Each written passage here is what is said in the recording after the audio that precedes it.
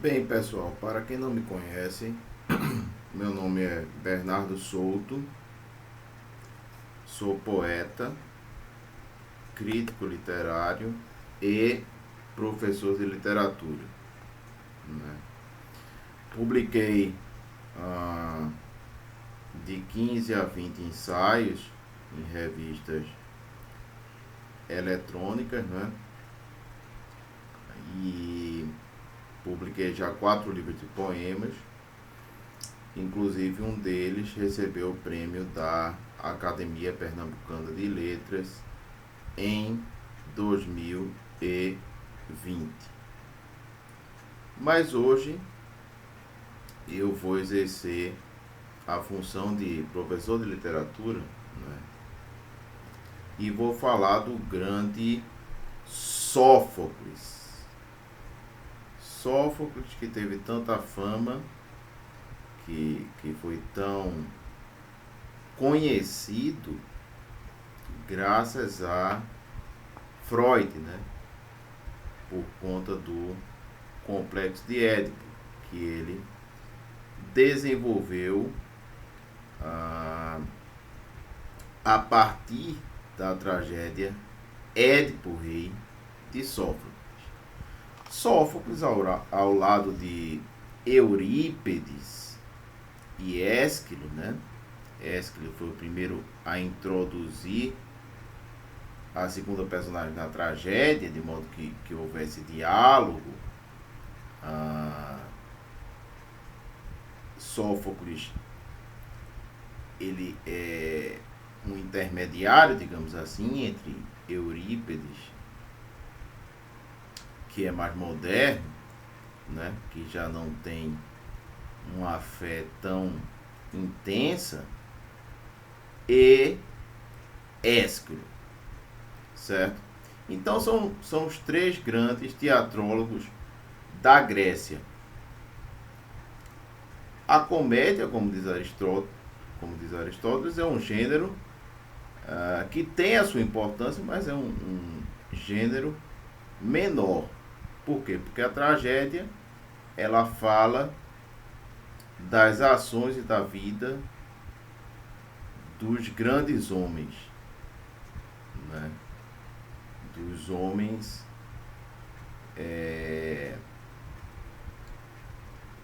que têm grande potencial e que ocupam cargos importantes.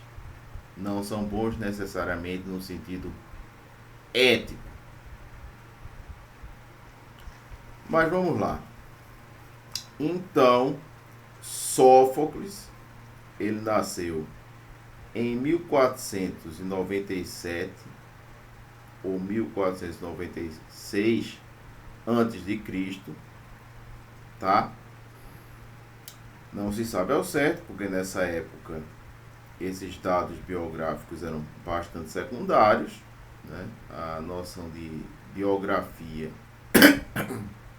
ela só se desenvolve de fato a partir do romantismo, né? Sobretudo por conta do egocentrismo romântico, né? Que deu até muitos frutos, né? O romantismo deu frutos estéticos maravilhosos. Mas, como diz o grande Mário Ferreira dos Santos, em termos de filosofia de vida, o romantismo não é grande coisa. É grande coisa em termos de estética, tá?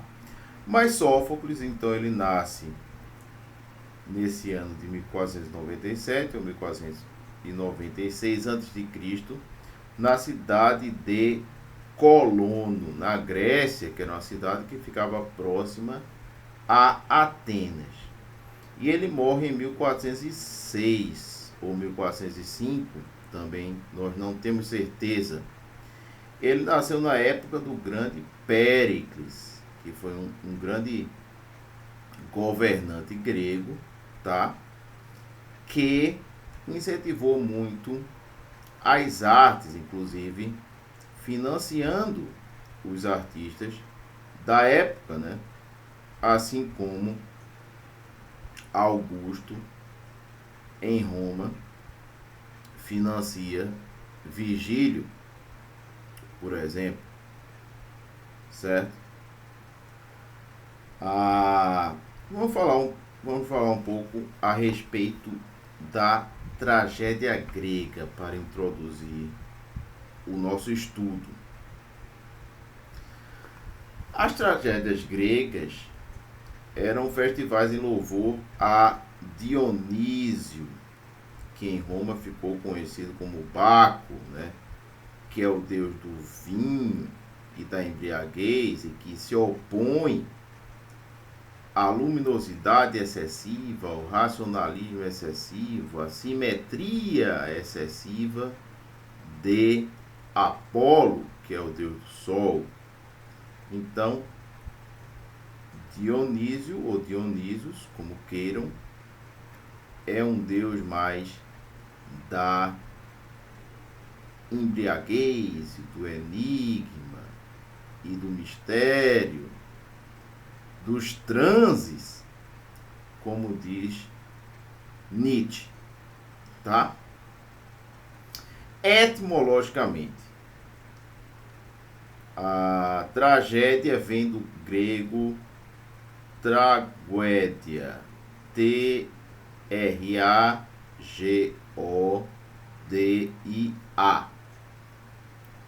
O que quer dizer tragédia? Quer dizer canto do bode. Observem que o bode ele tem uma simbologia bastante sinistra, bastante nefasta, né? Dentro, por exemplo, da cultura cristã, o bode muitas vezes até simboliza o próprio diabo. E isso tem a ver com a tragédia, né? Quando um avião cai, a gente vai dizer houve uma tragédia. Então nós não usamos a palavra tragédia para falar de coisas boas. Podem ser coisas que edificam através do aprendizado, mas jamais são coisas boas em si, certo? Então, o berro do bode, ou o canto do bode, era o sacrifício aos deuses pelos gregos.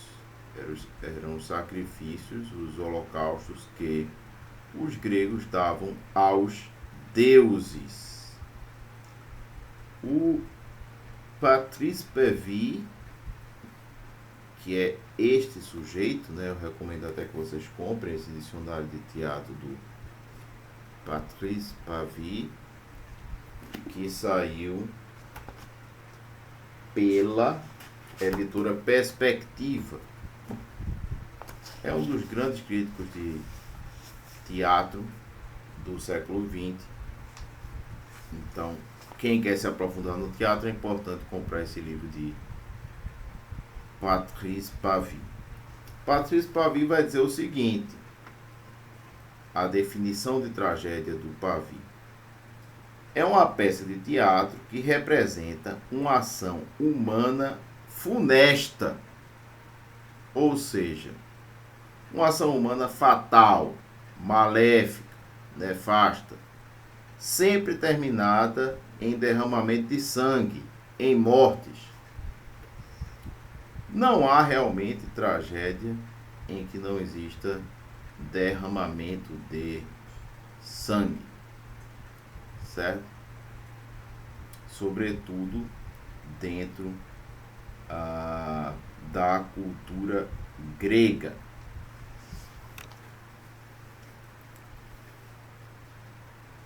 O trágico, o que seria o trágico? O trágico é produzido por um conflito inevitável e sem solução. Um conflito indissolúvel.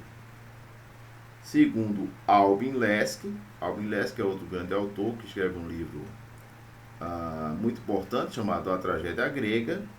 O Albin Leske vai dizer o seguinte: junto ao trágico condicionado pelo mal e ao trágico condicionado pelo destino indomável, aparece aquela terceira forma, a que Schopenhauer concedeu especial importância, que é o trágico das circunstâncias. Tá? O trágico das circunstâncias é produzido quando entram em conflito dois ou mais contrários igualmente válidos. É o que a gente vai observar na peça Édipo Rei de Sófocles. Ele não tinha muita opção, né?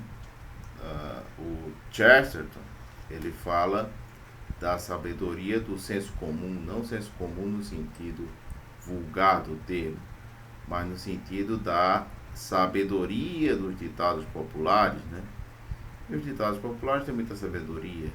Existe aquele famoso ditado: se correr o bicho pega e se ficar o bicho come, né? Então, muitas vezes, nós temos que escolher o mal menor, como ensina o grande Santo Agostinho, ou o que nós pensamos ser o mal menor. Tá certo?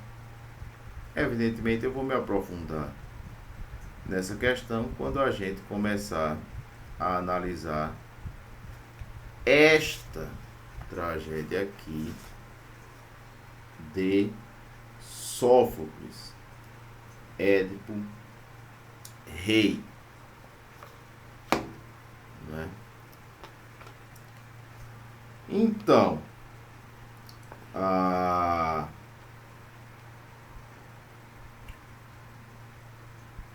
muitas vezes nós não temos a opção de escolher o que é bom, o que é benéfico. Nós apenas podemos escolher a opção menos ruim. A tragédia grega, ela faz parte da famosa paideia, né? O Jager, ele tem um livro muito famoso, né, chamado Paideia, no qual ele vai exatamente falar a respeito de toda a cosmovisão e cosmologia, né, do pensamento grego.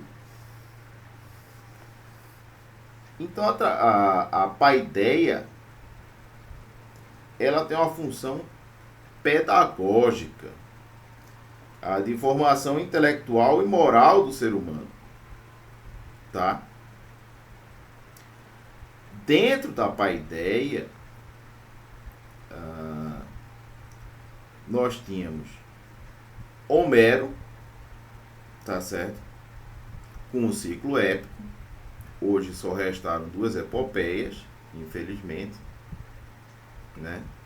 A Ilíada e a Odisseia, mas ele produziu cerca de 12, dessas 12 restaram apenas duas, e uma pequena parte dessas peças dos poetas trágicos gregos.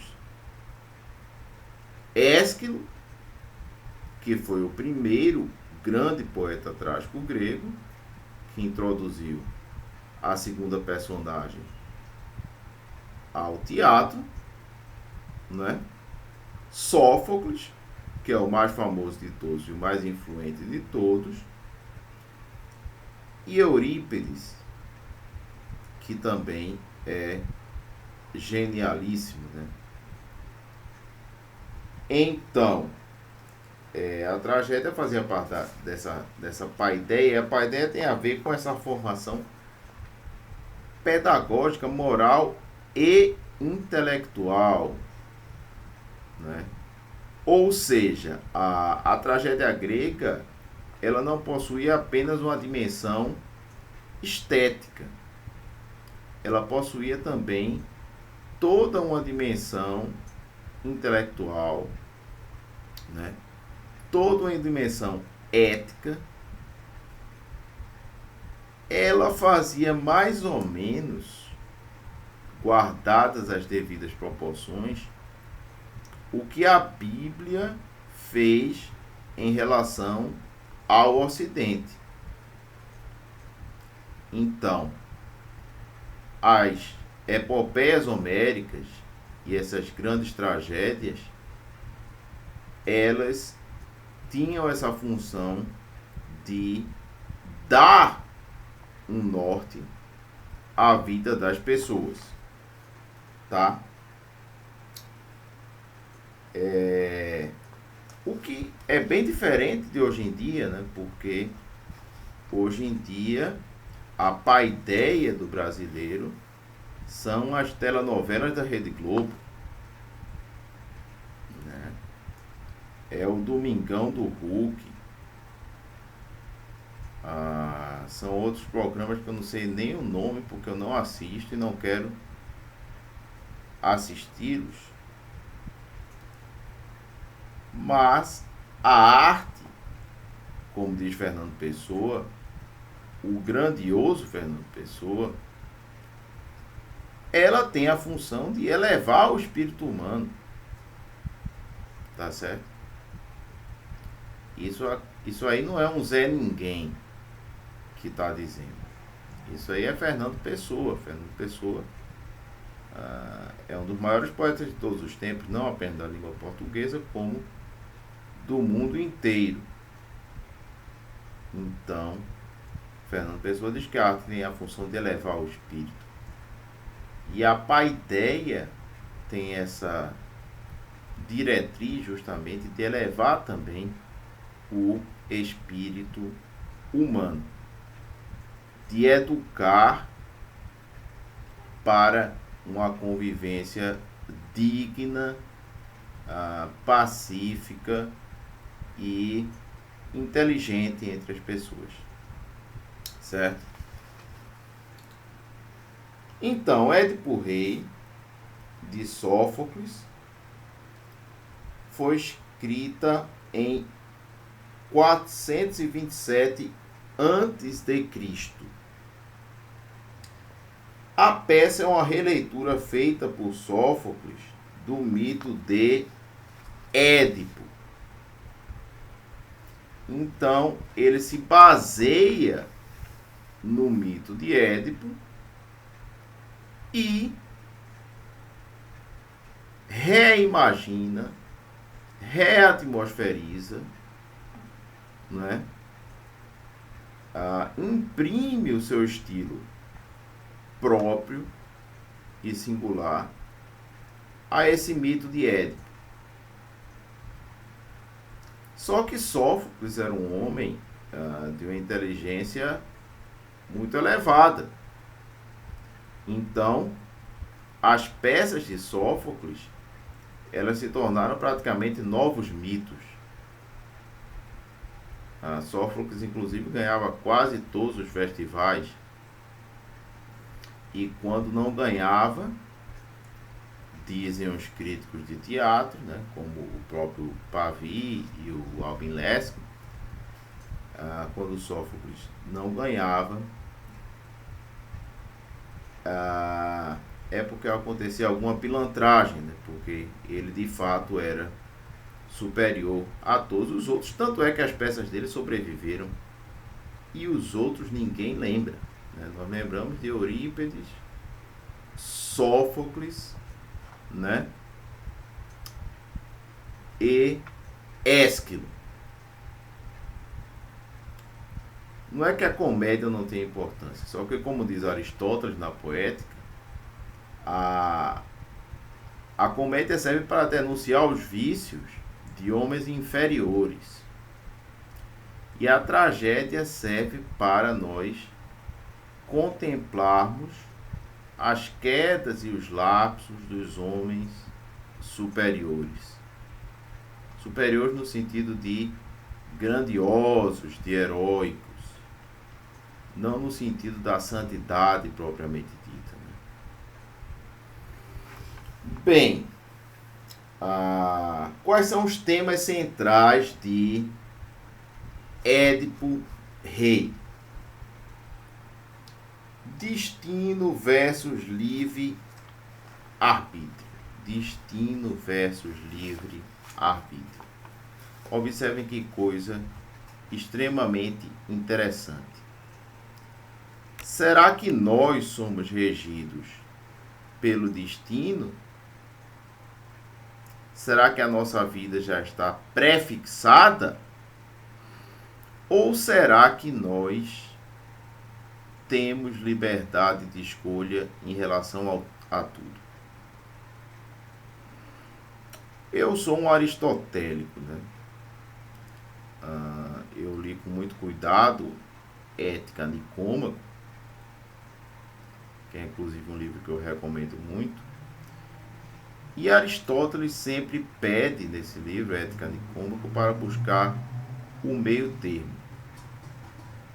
Então eu acredito que existe um hibridismo, uma mistura entre livre-arbítrio e destino. Tá certo? Creio que se eu quisesse ser professor de história ou de filosofia, eu conseguiria. Mas se eu quisesse ser piloto de Fórmula 1, fatalmente eu não conseguiria. Por que eu não conseguiria? Porque eu não sei nem guiar um carro durante 1 quilômetro, 1,5 km. Então nós temos um livre-arbítrio, só que esse livre-arbítrio ele é limitado. É como alguém que entra num hall de um cinema. Tá certo? Quem entra no hall de um cinema paga um ingresso e encontra lá 5 salas de cinema. 5 salas. E aí vai escolher um dos 5 filmes. Não vai existir o sexto, o sétimo, o oitavo, o 19º filme. Você obrigatoriamente terá de escolher entre aqueles 5 filmes. Então, existem as duas coisas ao mesmo tempo. Existe o livre-arbítrio e existe o destino. Né? Quer dizer, o livre-arbítrio é a nossa margem, né, de movimento dentro do destino. No destino vai contar, por exemplo, a herança genética é fundamental, né? Nós sabemos, por exemplo, que netos de alcoólatras têm uma possibilidade grande de se tornarem alcoólatras, né? Segundo o Leopold Sonde, né? Nós sabemos que em determinadas situações geográficas o sujeito tem uma tendência maior a fazer certas escolhas. Tanto é que no Brasil você encontra milhões de vezes mais borracheiros do que na Dinamarca ou na Suécia. Não, o borracheiro, para quem não sabe, é aquele que conserta o pneu do carro, né? Na Suécia ou na Dinamarca talvez seja muito difícil você encontrar um borracheiro.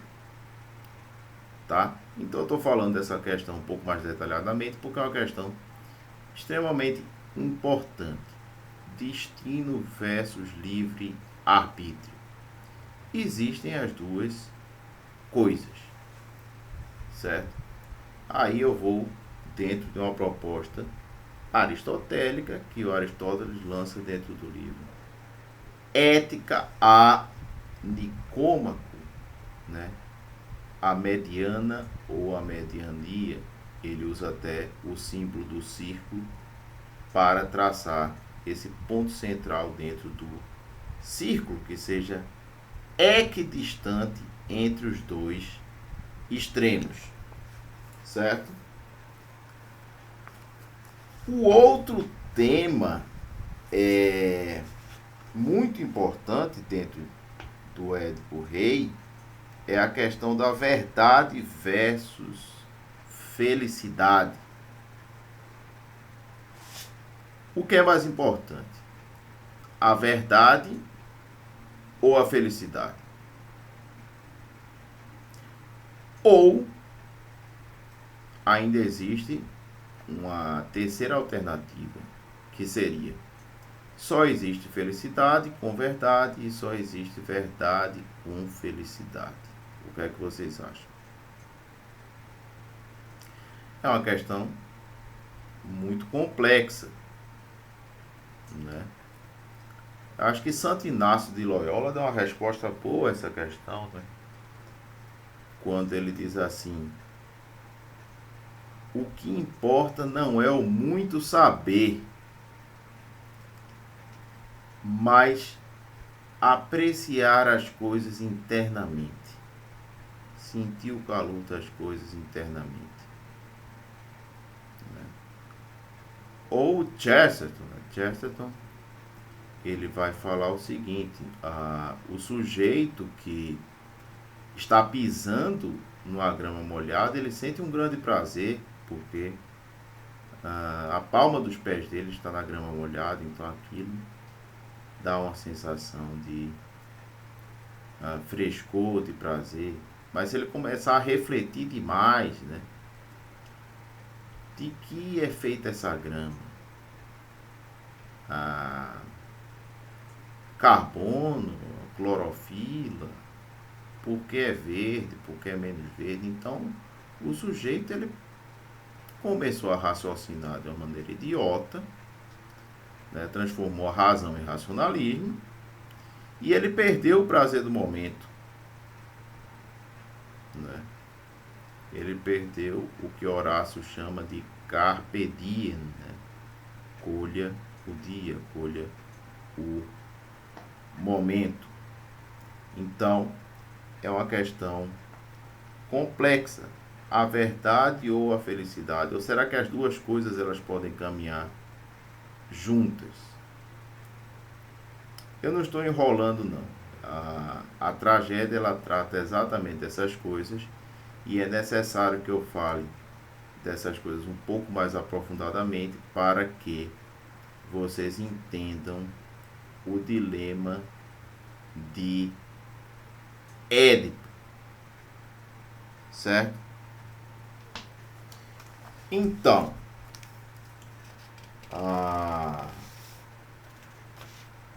quais são as personagens principais de Édipo Rei? Édipo, que em grego quer dizer pés inchados, a gente vai saber já já porque Édipo quer dizer pés inchados. Jocasta, rainha de Tebas. Laio, rei de Tebas. Pólibo, rei de Corinto. Um sacerdote de Tebas. A Esfinge. Creonte, que é irmão de Jocasta. Tiresias, que é famosíssimo, que já aparece em Homero, né? Que é o adivinho cego e ancião. O emissário de Corinto. Um pastor da casa de Laio. Um arauto do Palácio Real.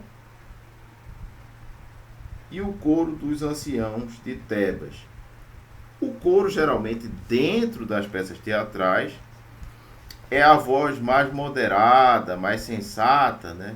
Dentro desse princípio aristotélico apresentado na Ética a Nicômaco. Né?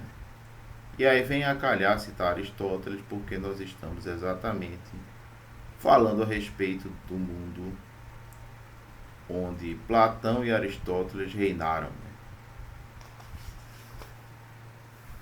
Qual é o cenário dessa peça Édipo Rei? Diante do palácio do rei Édipo em Tebas, com altares junto às portas.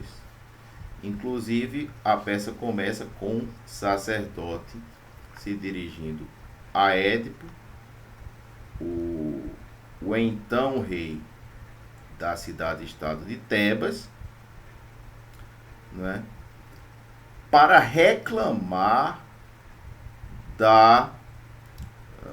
do flagelo, da peste que estava fazendo com que as pessoas adoecessem e morressem e que as mulheres não tivessem filhos. Tá? A gente vai falar um pouco mais disso detalhadamente. Bem, Sófocles, ele se inspirou num mito grego arcaico, assim como Homero também se inspirou em mitos gregos arcaicos. Hoje em dia existe uma pretensão enorme de originalidade, mas a originalidade, pela originalidade, não vale nada. Vocês conhecem a história famosa do ovo de Colombo, né? Dizem que Colombo estava entediado num barco e aí se dirigiu aos tripulantes dizendo o seguinte: quem colocar este ovo em pé, mais ou menos assim, vai ganhar uma quantidade grande de moedas de ouro. E aí foi o primeiro não conseguiu, o segundo não conseguiu, o terceiro não conseguiu, o quarto conseguiu, o 100º não conseguiu. O que é que Colombo fez? Ele quebrou a pontinha do ovo, né? E aí colocou o ovo em pé, com o ovo já quebrado na pontinha e equilibrado. Ou seja, esse tipo de originalidade é uma originalidade imbecil, uma originalidade inútil. O que é que adianta o sujeito ser original desse jeito? Fazendo uma palhaçada, fazendo uma coisa sem valor, né? Por outro lado, nós não devemos desprezar inteiramente a modernidade, né? A modernidade produziu Fernando Pessoa, a modernidade produziu T.S. Eliot, a modernidade produziu Rilke, né? Produziu Kafka, produziu Borges, quer dizer, a literatura dos últimos 130, 150 anos é de uma riqueza absoluta. Então, novamente, nós recorremos a essa ideia aristotélica do meio termo que está no livro Ética a Nicômaco.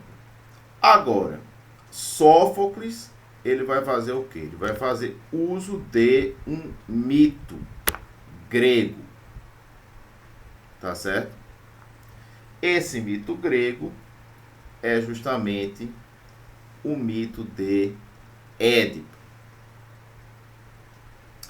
Então, o rei Laio é amaldiçoado pelos deuses por manter relações homossexuais com o jovem Crisipo. Alguns estudiosos da mitologia dizem até que o rei Laio chegou a violentar Crisipo. Mas vocês sabem que os mitos têm várias versões. Seja como for, ele cometeu relações. Ele manteve relações homossexuais com Crisipo. Então, os deuses amaldiçoam Laio, né? Laio que viria a ser o pai de Édipo. Evidentemente, vocês devem assistir a esta aula depois de terem lido a peça. Então, os deuses dizem que ele será assassinado pelo próprio filho, né, que Laio será assassinado pelo próprio filho, e que, além do mais, seu filho casará com a própria mãe, né? Transará e casará com a própria mãe, cometendo incesto. O que é que ocorre? Apesar dessa maldição que recaiu sobre Laio, por ter transado com o jovem Crisipo, Laio transa com Jocasta, a esposa dele. Ambos estão bêbados. Algumas versões dizem que apenas Laio estava bêbado, então cada um vai ser uma coisa diferente, porque cada um tem uma visão ligeiramente diferente do que foi o mito, mas na essência o mito se conserva como inteligível. Então, certa noite, Jocasta e Laio transam bêbados e Jocasta fica grávida. 9 meses depois, Jocasta dá à luz a Édipo. Édipo, em grego, como eu já disse, quer dizer pés inchados, ou aquele que tem os pés inchados. Ora, o aborto era inconcebível, era uma traição aos deuses. Então, eles precisavam fazer com que Édipo nascesse. Só que logo que Édipo nasce, o que é que acontece? Um servo de Laio amarra os pés de Édipo, que na época era só um bebê, e o abandona num descampado, num lugar ermo. Claro que Laio tinha esperança de que Édipo, já amarrado por cordas, um bebê amarrado por cordas, num lugar ermo e desértico, ou perecesse de fome, ou fosse comido pelos abutres, ou seja lá o que for, né? Então, ele praticamente manda assassinar o filho de uma maneira delicada, se é que podemos usar essa expressão. Só que Laio, aliás, Édipo, ele é encontrado por um pastor de Corinto e termina sendo adotado pelo rei de Corinto, que se chama Pólibo. Era o nome do rei de Corinto. Já adulto, Édipo participa de um banquete. E um dos convivas lhe diz que Pólibo, o rei de Corinto, não é o seu pai biológico. Então Édipo fica intrigado. Tá certo? Ele começa a ter dúvidas. E aí, confuso, ele resolve consultar o oráculo de Apolo, o oráculo de Delfos, tanto faz. E Apolo diz a Édipo que ele, no caso Édipo, matará o pai e se casará com a própria mãe. E é isso que Freud fala no complexo de Édipo, né? Que o menino, ele tem uma certa atração demasiada pela mãe e ele rivaliza com o pai. E depois de certa idade isso vai se inverter. Então observem que as grandes obras de arte, elas deixam uma influência muito grande dentro da cultura, né? Inclusive o próprio Shakespeare, que é considerado por muitos um dos maiores escritores de todos os tempos, né? Às vezes até o maior, ao lado de Dante, de Homero, ele vai ser muito influenciado por esses três dramaturgos, sobretudo por Sófocles e por Eurípides, que foram os dois últimos. tá? Então, Édipo, a fim de fugir do terrível destino previsto pelo oráculo, o destino de que ele mataria o próprio pai e transaria com a própria mãe, ele abandona a cidade de Corinto justamente para ficar longe da família que o adotou e não ter problemas em relação a assassinar o pai e a transar com a própria mãe. Só que acontece algo decisivo. Após uma longa caminhada, Édipo encontra um homem arrogante e irascível, com o qual discute ferrenhamente numa encruzilhada. Esse é o momento chave da peça. Você sabe que a encruzilhada tem formato de cruz. Então, digamos que o formato de cruz tem uma reta e tem a horizontal. Ele vinha dessa reta e restavam 3 caminhos. Esses 3 caminhos representam justamente os 3 caminhos do destino. É uma metáfora do destino, né? É a escolha que determina a sobrevivência, como diz o poeta Ângelo Monteiro. São nossas escolhas que vão determinar a nossa sorte, a nossa fortuna, tá? Então, após longa caminhada, Édipo encontra um homem arrogante e irascível, com o qual discute ferrenhamente numa encruzilhada.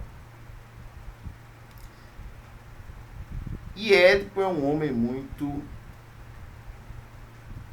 agressivo. Então, tomado por um descontrole emocional extremo, Édipo mata o líder da comitiva e quase todos os servos de Laio. Mas um dos servos sobrevive. Evidentemente, Édipo não sabia que ele estava matando o próprio pai. Por quê? Porque ele havia fugido de Corinto justamente para evitar o assassinato do pai. Só que, mesmo fugindo, ele termina matando o pai, porque ele não sabe que Laio é o pai legítimo dele, né? Ele não sabe que Laio o deu a um camponês para que o camponês amarrasse os pés dele, de modo que os pés ficaram inchados, e pelos pés ficarem inchados é que ele vai se chamar de Édipo, tá? Então, ele tenta burlar o destino, ele tenta driblar o destino, só que é como diz o grande cineasta sueco Bergman: como é que você vai jogar xadrez com a morte? Você não tem como jogar xadrez com a morte. Então, Édipo, sem querer, termina matando Laio, sem saber que ele era pai. Mas nós vamos descobrir o porquê disso. Por que isso acontece um pouco posteriormente, né? Então, Édipo mata o líder da comitiva e quase todos os servos de Laio, mas um servo sobrevive. Então Édipo, depois disso, percorre a estrada e chega às portas de Tebas, onde se encontra com a Esfinge. A Esfinge estava a amaldiçoar a cidade de Tebas. O que é que a esfinge faz? A esfinge propõe a Édipo uma charada, um desafio. A esfinge vai dizer o seguinte: qual é o ser que anda com 4 pernas pela manhã, com 2 à tarde e com 3 à noite? Qual seria esse ser? Édipo, surpreendentemente, acerta. Ele que era muito inteligente, além de ser muito robusto, forte, né? E diz que é o homem. Por quê? Porque o homem, quando é bebê, ele engatinha. Então seriam as 4 pernas. Amanhã é a infância. A tarde é a vida adulta. Então ele anda com 2 pernas durante a tarde. Tá certo? E a noite é a velhice. E por que é que o homem anda com 3 pernas durante a velhice? Justamente porque ele tende a usar a bengala, e a bengala é a metáfora da terceira perna. A esfinge não aguenta a humilhação de um mero ser humano e se joga do penhasco. E Tebas fica livre daquele flagelo. Então Édipo derrota a esfinge e livra o povo de Tebas desse flagelo. Édipo começa a ser tratado pelo povo de Tebas como um verdadeiro herói por ter derrotado o monstro, a esfinge. Creonte, irmão de Jocasta, torna Édipo rei de Tebas e esposo de Jocasta. Certo? Só que Jocasta é a mãe dele. Ele não sabe que Jocasta é a mãe dele. Que arquitetou junto com Laio o plano de deixá-lo amarrado nesse descampado para que ele morresse e a maldição não recaísse sobre a família. Após 20 anos de bem-aventurança em Tebas, uma terrível peste assola a cidade. Então, segundo os gregos, a transgressão de uma lei moral causa uma desordem cósmica. É interessante essa visão do mundo grego, né? A transgressão de uma lei moral causa uma desordem cósmica. Como assim pode causar uma desordem cósmica? É fácil de explicar. Por exemplo, o HIV, né? O vírus do HIV, da AIDS, ele foi transmitido através dos macacos para os seres humanos. Agora, os seres humanos ou praticaram sexo com os macacos ou comeram carne de macacos que não tinham sido assadas ou cozidas da devida maneira. Tá certo? Então,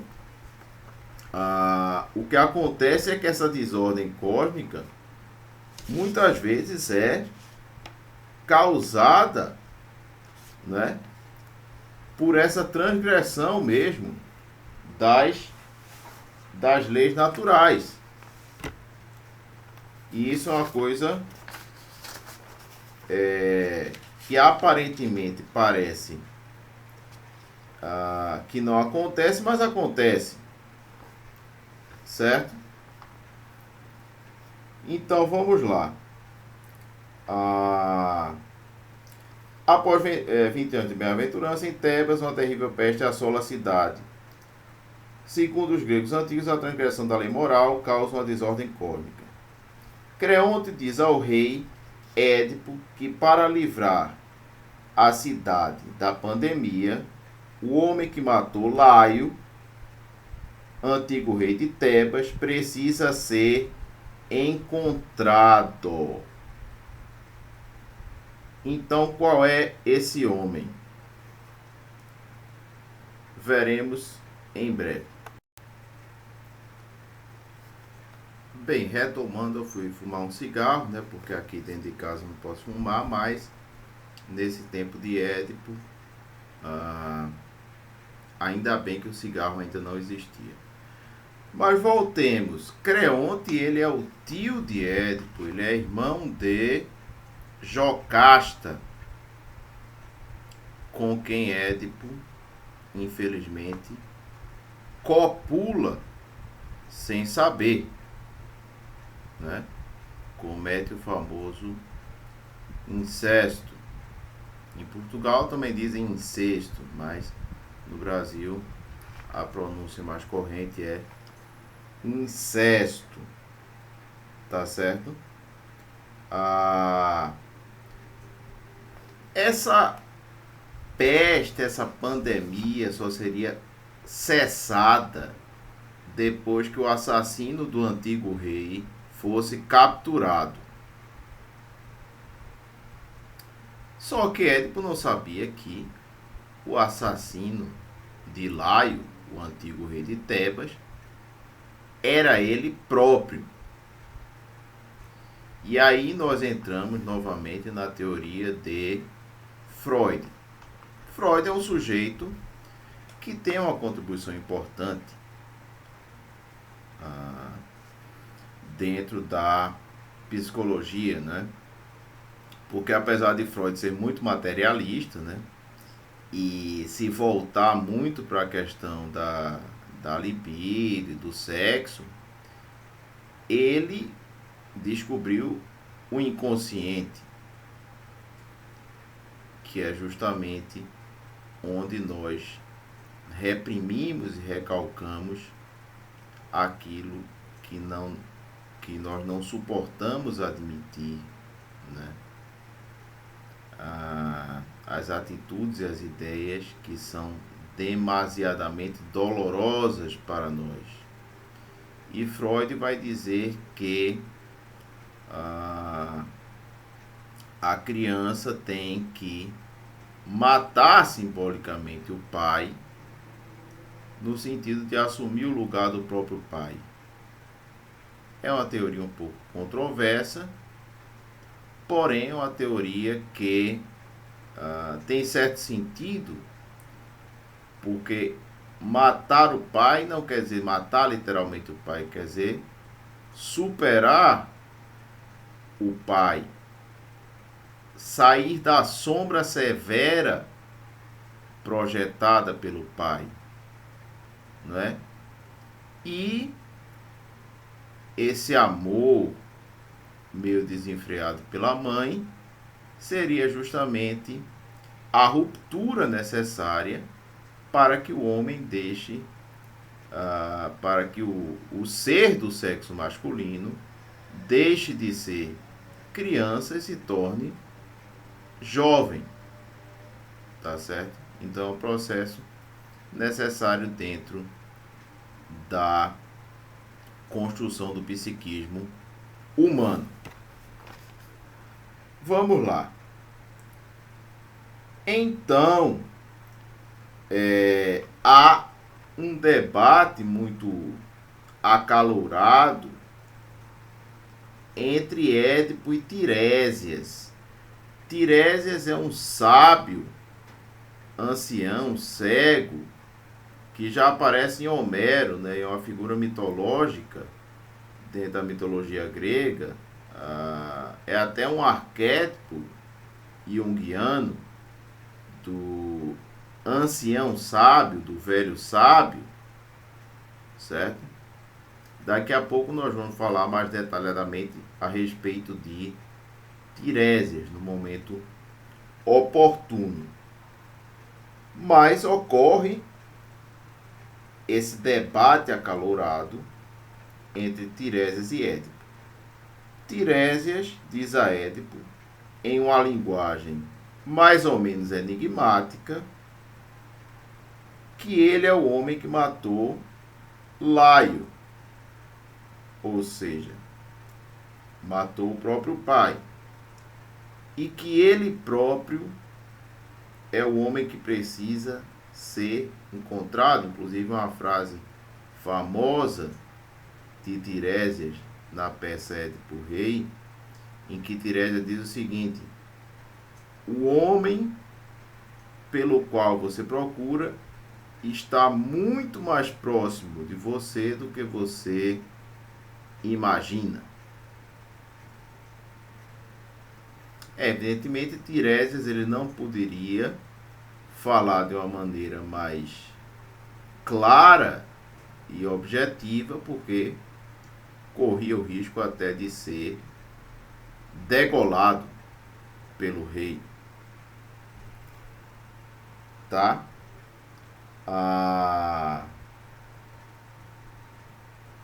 Mas lá se recusa a acreditar nas palavras de Tiresias. Pensa que Tiresias está fazendo uma espécie de conspiração para retirá-lo do trono, né?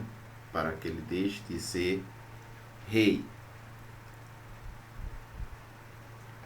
Édipo começa a desconfiar que a profecia do oráculo de Delfos realmente estava correta, sobretudo por causa das informações dadas a ele por Jocasta sobre a viagem de Laio, que Laio havia saído realmente numa comitiva, junto com alguns servos, pela estrada que levava a Corinto. Então, aos poucos, ele vai começando a montar esse quebra-cabeça, pouco a pouco, não é? Então,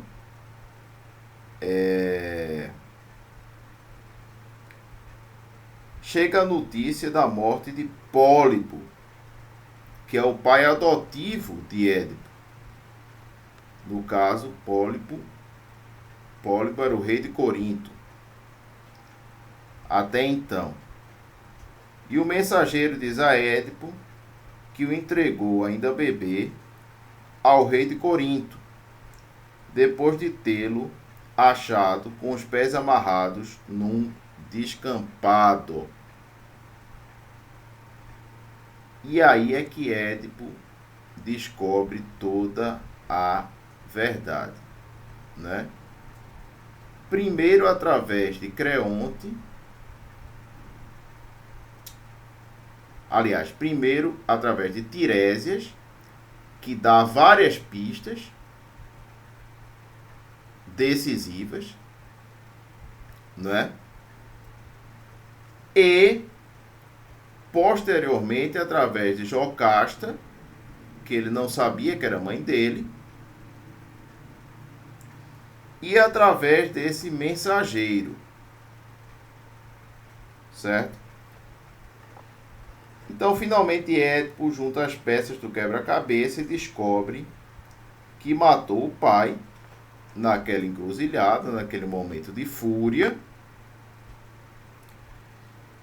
e acabou coabitando, digamos assim, para usar uma linguagem bíblica, com a própria mãe. Evidentemente sem saber, né, que havia coabitado com a mãe. Então tudo desaba, tudo desmorona. Jocasta, assombrada com essa descoberta terrível, se mata. Ela se enforca. E Édipo fura os seus próprios olhos, como uma espécie de autopunição pela sua cegueira. Cegueira entre aspas, cegueira metaforicamente. Não é que Édipo fosse cego fisicamente, organicamente, mas ele não conseguiu enxergar a realidade. Então, logo, ele é um cego, porque ele não conseguiu enxergar a realidade que estava tão clara, tão óbvia à sua frente, né? E ele também não acreditou na profecia do oráculo de Delfos. Ele tentou burlar o próprio destino. Lembrando que os grandes sábios da antiguidade, vários dos grandes sábios da antiguidade, como Tiresias e Homero, eram cegos. Então é como se a cegueira física e orgânica fizesse surgir no homem uma espécie de terceiro olho, que seria o olho espiritual, certo? Que os hinduístas chamam de olho espiritual, no caso. O poeta argentino Jorge Luis Borges tem até um verso muito bonito no poema Elogio da Sombra, que ele diz assim: Demócrito de Abdera arrancou os próprios olhos para pensar. O tempo foi o meu Demócrito. Ou seja, é como se nós pensássemos melhor quando cegos. Isso é uma questão muito interessante. Por quê? Porque a visão, ela revela apenas a aparência fenomênica das coisas. Ela não revela o invisível, não é?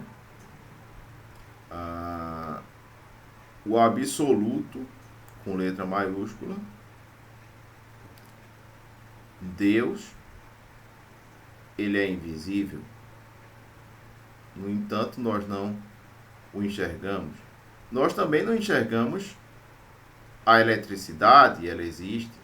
Nós também não enxergamos as ondas de rádio, e elas existem. Então, a visão, muitas vezes, ela é enganosa.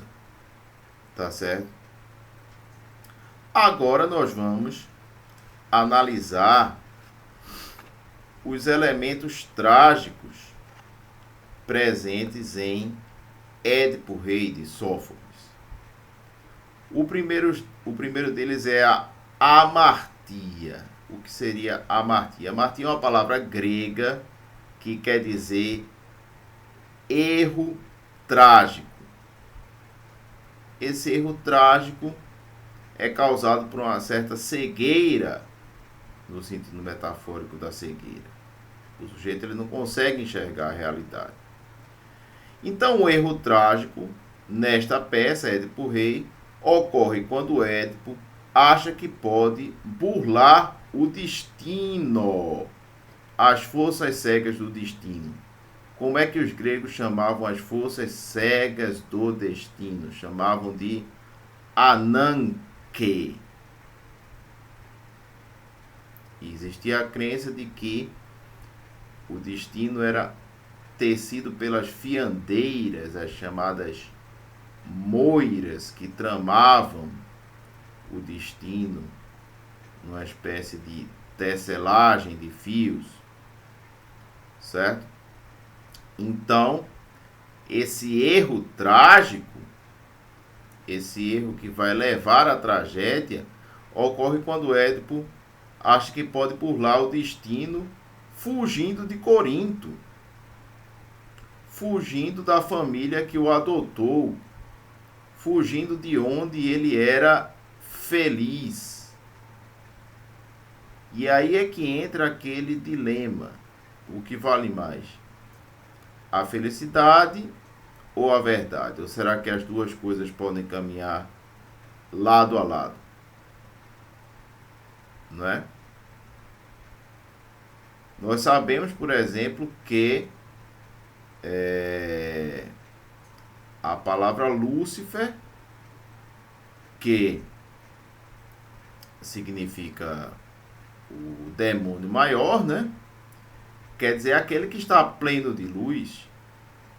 Mas aquele que está pleno de luz também cega. Se você olhar diretamente para o sol, você provavelmente vai ter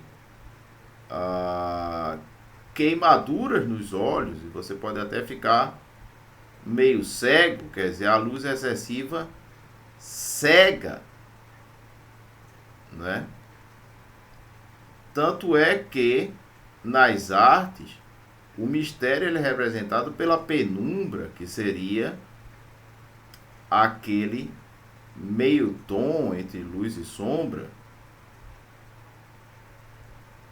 As coisas misteriosas, elas são meio obscuras, elas não são claras como o sol ao meio-dia. O próprio movimento iluminismo diz isso, né? O iluminismo foi uma fé desenfreada num racionalismo excessivo, abolindo qualquer tipo de intuição, abolindo qualquer tipo de espiritualidade, abolindo a dimensão sobrenatural. Então, os iluministas, em sua esmagadora maioria, acreditavam que as únicas coisas válidas eram as coisas palpáveis e visíveis. Essas coisas palpáveis e visíveis eram as únicas coisas verdadeiras. E nós sabemos que o universo ele não funciona desta maneira, né? Por exemplo, uma coisa que pouca gente conhece é que a ciência já comprovou a existência da telepatia. Só que isso não é divulgado, certo? Mas enfim, esse erro trágico ocorre quando ele foge de Corinto, onde vivia feliz até antes das palavras do conviva no banquete, né? Esse conviva justamente diz a Édipo que ele não é filho biológico do rei Pólibo. E isso gera uma angústia e uma desconfiança em Édipo, que vivia feliz até então com seus pais adotivos. O segundo elemento trágico é a híbris.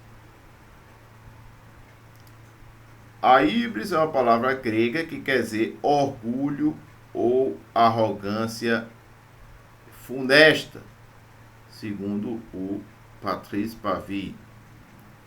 A híbris sempre é causada pelo destempero emocional, pela ira, pela passionalidade. Nós podemos localizar a ira neste poema Édipo Rei. Em que momentos? A ira ocorre em dois momentos, basicamente. Quando Édipo mata os homens da comitiva, inclusive o próprio pai, Laio, que naquele momento ele não sabia que era pai dele, tá certo? Mas que lhe cruzou o caminho. E quando ele também duvida da sabedoria do velho sábio Tiresias, naquela discussão acalorada que existe entre ele e Tiresias dentro da peça. E Tiresias era um homem muito respeitado, muito sábio. Como eu falei para vocês, Tiresias é o arquétipo do ancião sábio, segundo Jung, tá? O terceiro elemento trágico seria a anagnórisis. Essa palavra grega anagnórisis, que quer dizer revelação ou descobrimento desse eu profundo, certo? Por exemplo, em Rei Lear, de Shakespeare, o Rei Lear só tem a anagnórise quando ele atravessa a tempestade E ele percebe que ele era um ser humano como qualquer outro e que toda aquela soberba não valia de nada. Então, ele deixa de ser rei, mas ele se transforma em homem integralmente, plenamente em homem, tá? A anagnórisis em Édipo Rei ocorre quando Édipo descobre, através do mensageiro que vem anunciar a morte do pai adotivo, o rei do Corinto, certo? Que ele matou o pai e se casou com a própria mãe, como previu o oráculo. No caso, o mensageiro fala que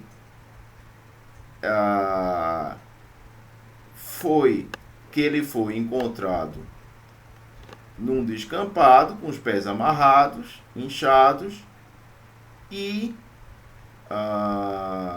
oferecido ao rei de Corinto, para que o rei de Corinto cuidasse dele, o adotasse, como realmente o rei de Corinto o fez, certo?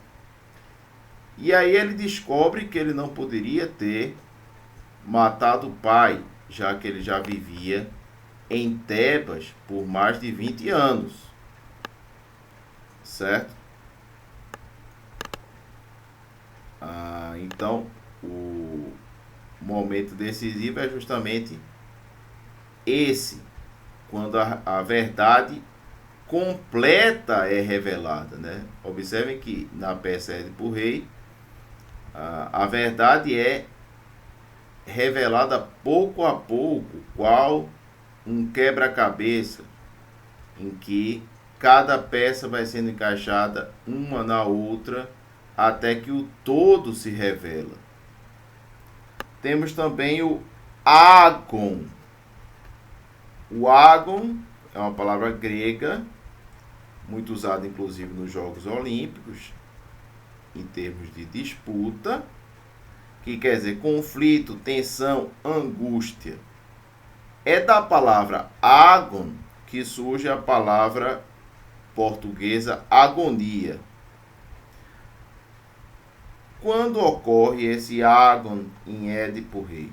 Ocorre quando Édipo debate com Tiresias e com Jocasta, que é aquela tensão no diálogo que gera uma angústia interior, uma tensão interior, né?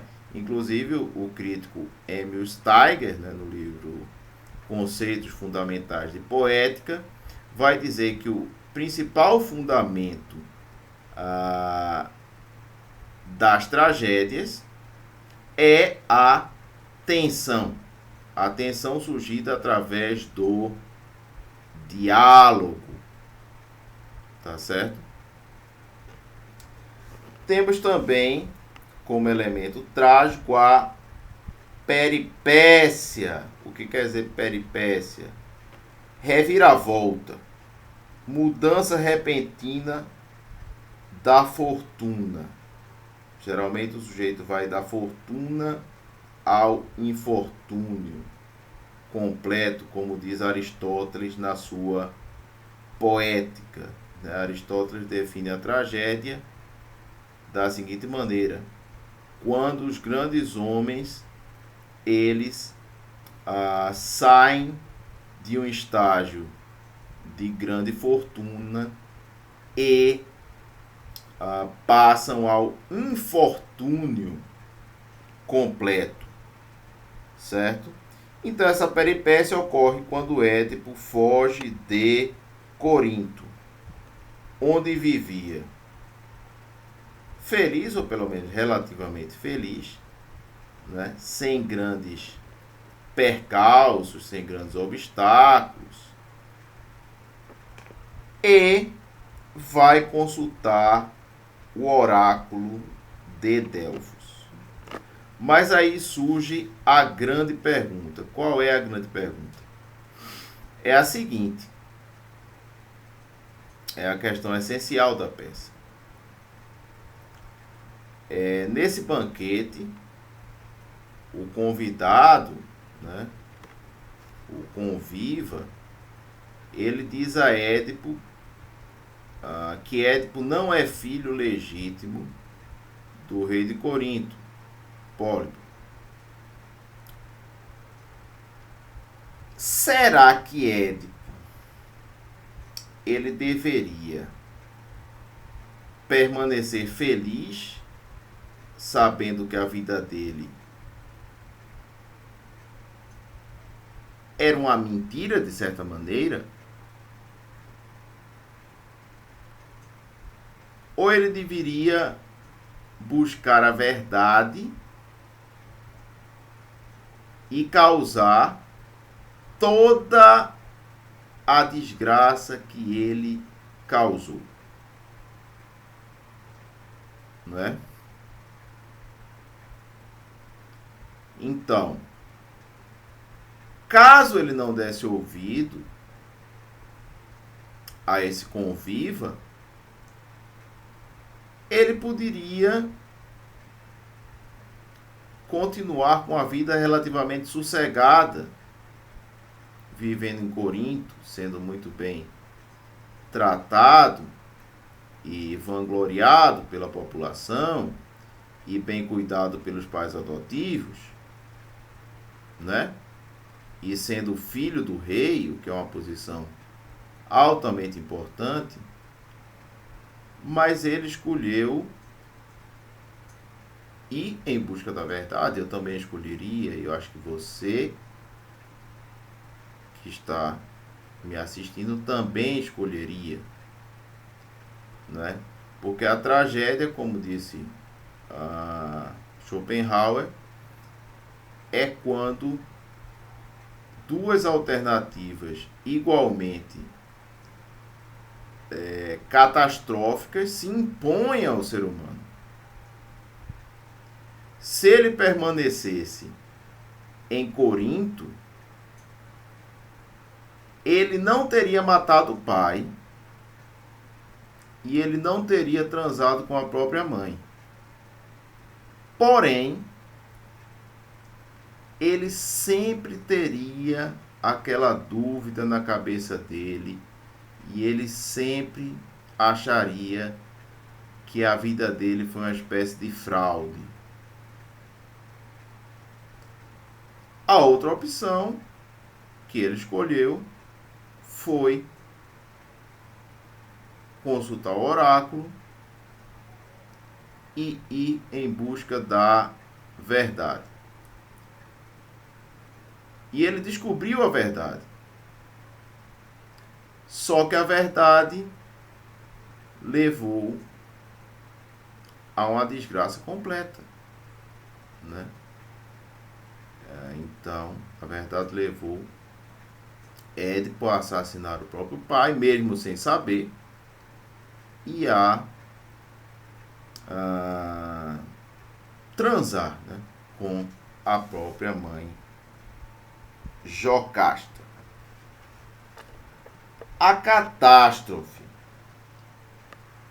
é outro elemento trágico que aparece em Édipo Rei.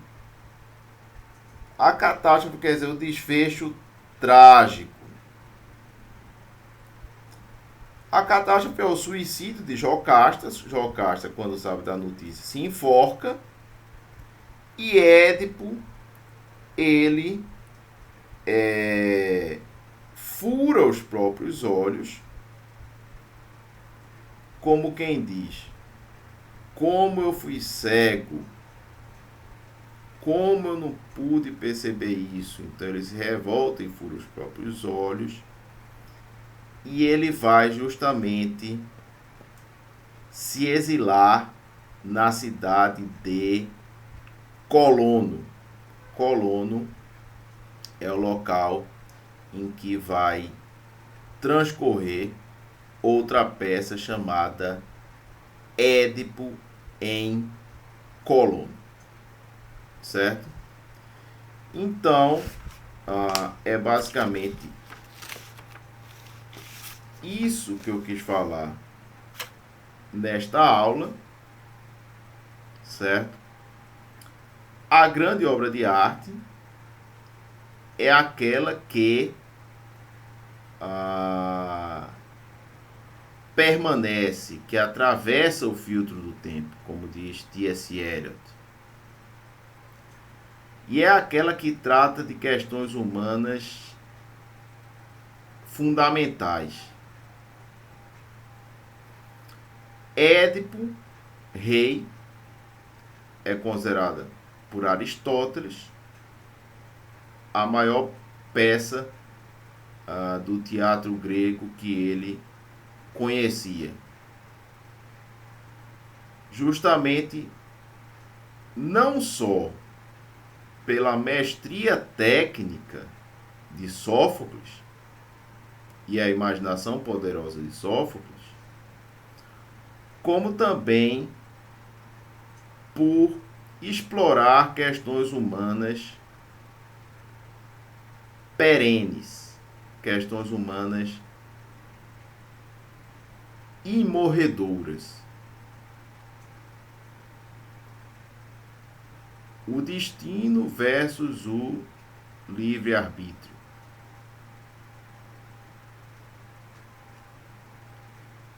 A verdade versus a felicidade.